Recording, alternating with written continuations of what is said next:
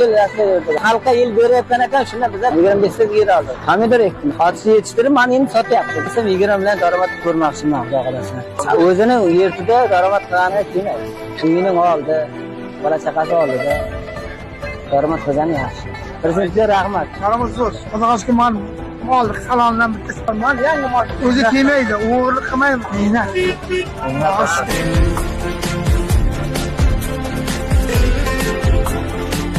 Surxondaryo viloyatidan, mana shu Qashqadaryo viloyatining G'uzor tumanining Yashnobod mahallasiga mana shu 2-3 yil davomida kelib shu yerdan pomidor olib ketamiz, ichki bozorga kirgizamiz.